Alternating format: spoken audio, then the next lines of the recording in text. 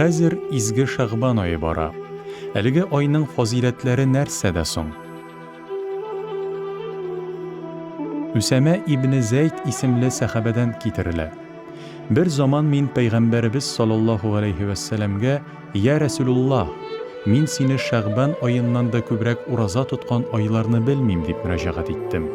Пәйгамбәрбез моңа: "Кешеләр Рәҗәб һәм Рамазан айлары арасында булган айга тиешенчә игътибар бирмиләр. Ләкин Шәгъбан аенда кешеләрнең гамәлләре Аллаһ Тәгаләгә ирешә һәм мин кылган игелекләрем үзем ураза тоткан мизгелдә Аллаһ Тәгаләгә барып җитүен телим" дип әйткән.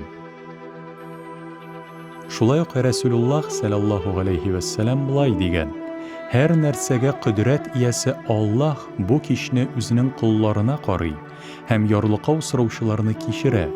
Аларга үзенең нигъмәтен 2 тапкыр арттырып бирә, әмма мәҗүсиләрне һәм көнче залимнәрне кичерми."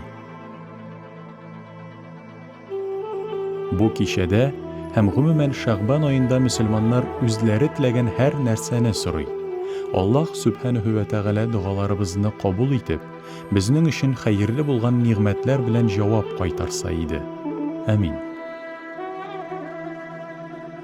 Бәрәт кичәсендә Аллаһ Тәгаләгә аның куллары башкарган 1 еллык гамәлләре барып ирешә.